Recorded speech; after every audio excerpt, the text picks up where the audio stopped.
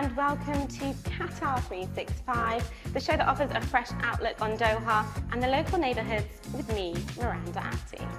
With the FIFA World Cup fast approaching, we've decided to turn our attention to the tournament soundtrack. Whether it's a state-of-the-art production house or an inventive music school, this one offers unique instrument rooms that provide an innovative approach to tuition. Let's find out more about the country's music scene. Coming up, we visit the music facility putting its stamp on the official World Cup soundtracks, meet the star of Higher, Higher, Better Together, and discover the international artists making a name for themselves in Qatar. One company that will be ramping up as we count down to the World Cup is Katara Studios. The production house played an integral role in the recently held World Cup draw and has its fingerprints on the first single from the official Qatar 2022 soundtrack. But more on that later. Right now, Adil Halim takes us on a tour of the bricks and mortar recording studio that's set to be an audio-visual leader in the Middle East. For Matt Howe, this is quite literally music to his ears. And if anyone knows what a hit record sounds like, it's the Grammy-winning sound engineer. But despite 4 decades in the business, the Qatar-based Brit is always ready to learn. Coming here was good for me because I wanted to know a little bit more about Middle Eastern music, Khaliji, we're in the Gulf regions. It's something I can learn from for myself that I can then maybe, when I go back home, I can make recommendations. This is a word-of-mouth industry. And if you play your A game and if you can connect with others, that's really good.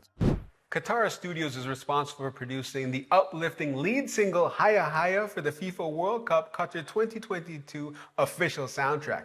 But they're not done yet, as this is the first time the tournament soundtrack will feature multiple songs bringing together international artists and sounds fitting for a truly global game.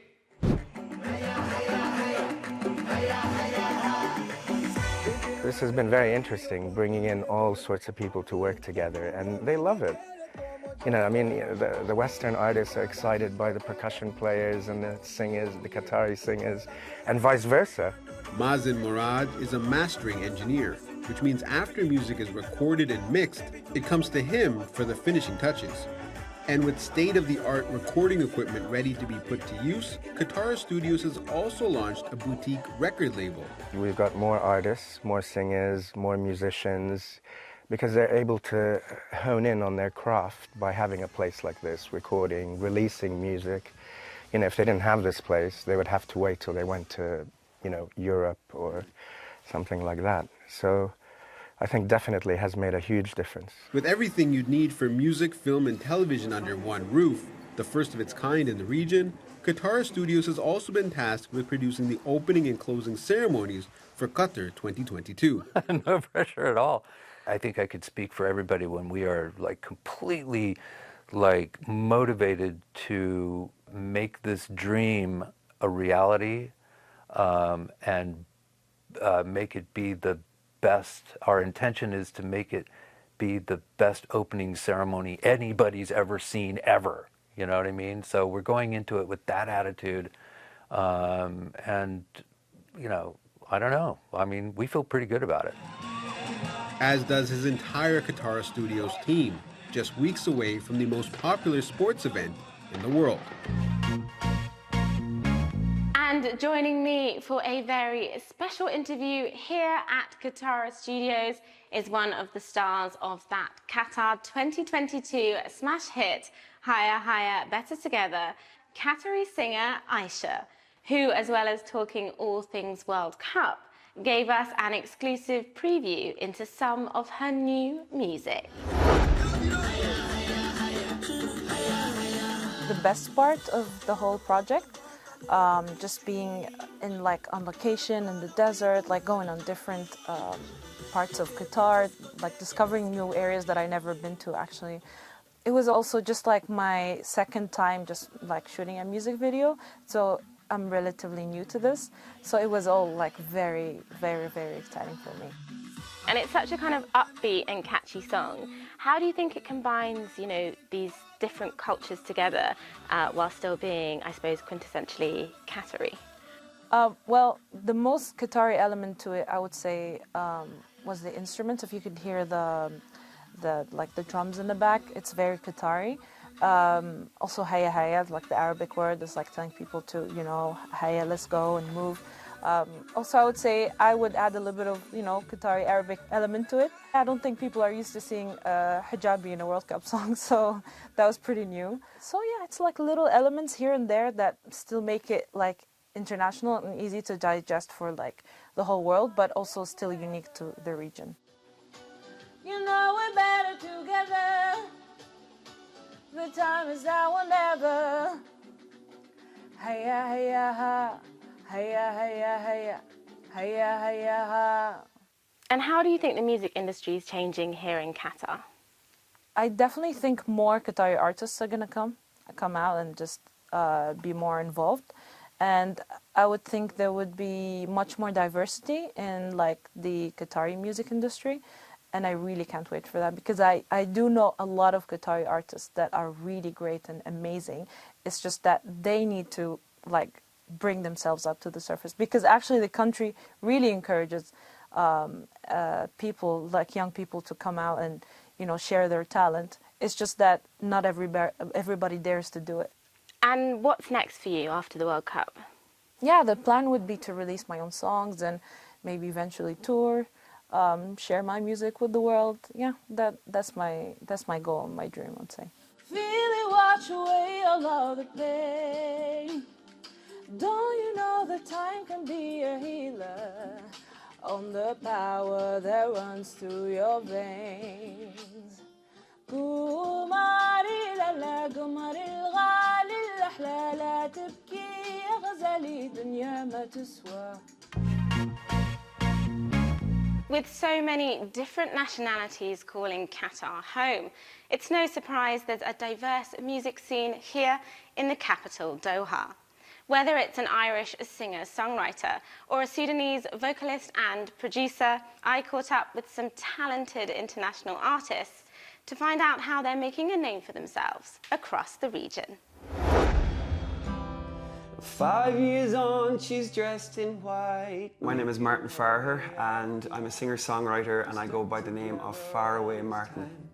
I can't believe she chose me. Irish-born and Doha-based, Martin has been playing regular gigs here since 2015. By day, he works as a music teacher. I teach from grade 2 to grade 6, so you're talking like 6 to 12-year-olds, and we have a lot of fun. I used to teach older kids, but I definitely have more in common with the younger kids because I'm a bit of a kid myself. 'Cause I got fire, you know, baby. Yeah, I got soul. But as soon as school is out, Martin, often accompanied by his bandmates, can be found playing in unique locations all over the city. During lockdown, there was no gigs. We weren't allowed to play anywhere. But me and the guys decided to just take videos in different places. So we were on paddle boards in the ocean. We were in the cave out in the middle of the desert, and we were putting them up on TikTok and YouTube. And it just kind of snowballed from there. And then Formula One reached out and asked us to play main stage on the Saturday night, and I nearly fell off the chair when I got the email. It was amazing, a great experience. For Martin, Doha's multicultural nature suits him well. In my band, there's a couple Irish lads, an English lad, an American lad, and a Cuban lad. The music scene is always changing because people are coming and going, so that keeps you on your toes, and it's also a great way to make friends and learn more about different types of music and different cultures. As his popularity continues to grow, Faraway Martin will be releasing a 5-track EP in the near future. Samani Hadjo came to Doha 16 years ago. As a musician, he blends R&B and hip-hop influences with his Sudanese heritage. It just made sense once I developed the confidence to experiment with music. It made sense to kind of incorporate the, Sudanese rhythms and Sudanese melodies onto the music that I grew up listening to. He's used his music to speak out on political issues and to raise awareness about the Sudan revolution. I've had several conversations with people who were in the fields, in the protests, and they were telling me about the importance of arts in revolution. So I think it plays an important role, and it helps people who aren't very aware of what's going on in the world see things in a better way.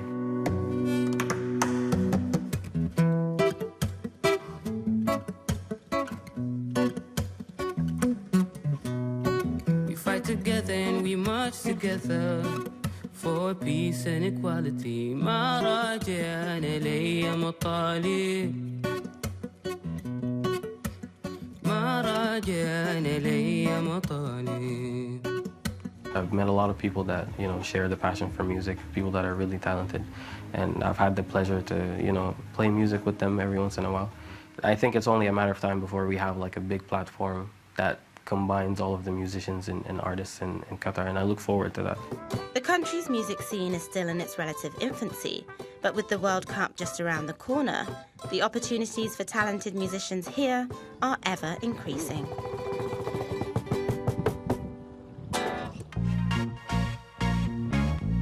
And that's all we've got time for on this episode. But as always, if you have any questions, just reach out via our hashtag Qatar365. Thanks for watching, and don't forget to check out Euronews.com for more, and join us again next time on Qatar365. And playing us out are some of the talented tutors from Jam Studios. Take it away, guys.